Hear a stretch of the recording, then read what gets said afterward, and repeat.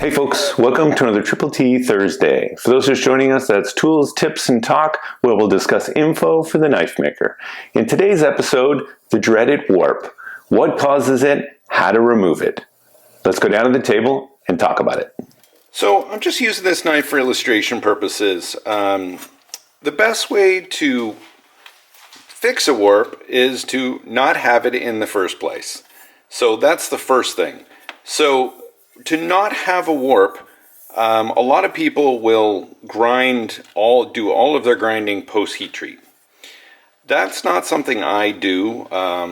Not that it's bad. It's just it's a lot of work on your belts. There's some other reasons.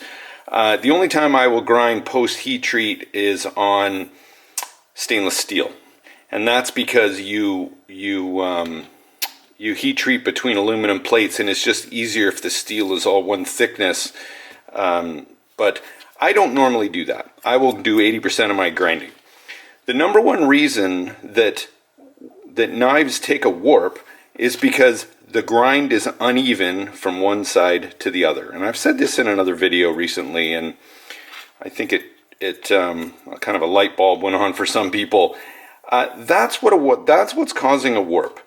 If you have the same amount of steel on one side or the other, there's no real reason that the steel should warp. Now, there are some extenuating circumstances. I've heard that, when some steels, it comes rolled and it wants to go back into that state. I don't know how much I believe that. Some of that I think is an excuse for getting a warp. It's mostly your grind. So that's the number one thing, is make sure your grinds are even. One particular one that can be bad is a sanmai or gomai or any kind of layered construction where you might have a different amount of the cladding on one side as you do on the other side.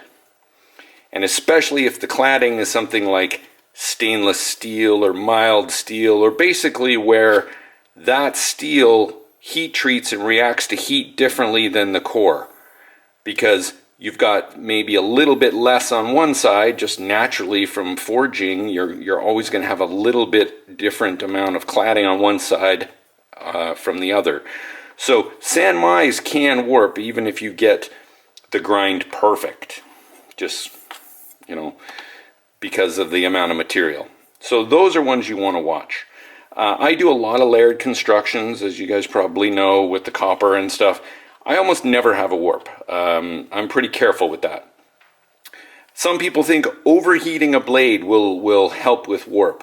I think overheating a blade, and you see this on Forged and Fire a lot, that just magnifies it. If you would have had a slight warp, heat treating at a normal temperature, and you heat treat at a much higher temperature, then you're going to have a worse warp. So it will definitely magnify it, but I don't think that's the cause on its own. All right, so there are some ways to prevent it, just be cautious of your grind on both sides. And if you're doing layered constructions, make sure your core centered and get the cladding as even on both sides as you can. Okay, so let's say you did all that and you do get a warp. Okay, do not try, and you see this on Forged and Fire all the time, do not try to fix it right after the quench. It's just not worth it. That is not a good time.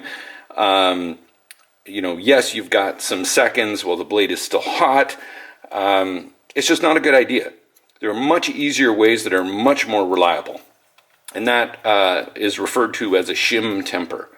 So a shim temper is where you're going to temper your blade and you're going to shim it.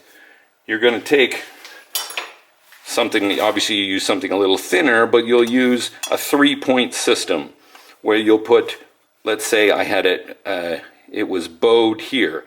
I would put a pin here and a pin here and here, and then I would tighten it in a vise, maybe apply a little bit of heat or clamp it to another straight bar with that pin there. Maybe you use like an 1/8 inch pin or a 1/16 inch pin, and then clamp it to a piece of straight bar. So, and then you just keep tempering it at the same temperature, because again, tempering it at the same temperature for longer periods doesn't do anything bad to your blade. So you can just keep correcting a warp by keep tempering your blade.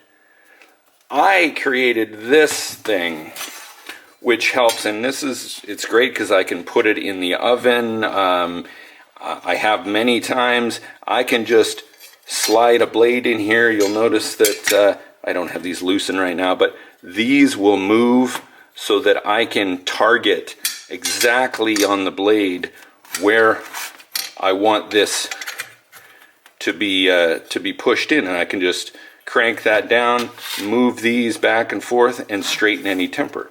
And I can do it again. I've also used this if I have a bend just in a tang.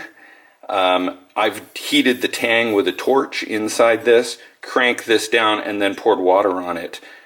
I usually have the blade wrapped in a wet towel, and then correct a bend in a tang, because you don't care if you're going to lose the temper, lose the hardness in the tang usually. So really good, easy construction. It's just a tapped hole. This, you can see this is a piece of square tube just with the top cut off it. I do have a mill, so I just milled a slot, but you could easily do this with an angle grinder. So definitely recommend you make yourself one of these and then just put some pins in it. That is my straightening jig, and again, shim tempers. Fix your warps in temper. I hope this discussion on warps and how to prevent them and how to fix them helped you out. Also coming up on the channel, now that we're after Blade Show, I've done a bunch of retooling in the shop. Upgraded a bunch of tools.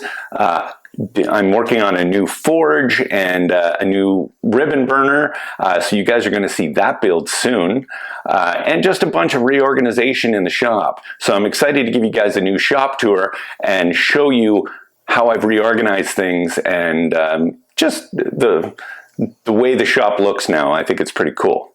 Also some really cool builds coming up, so stay tuned guys. We'll see you on the next one.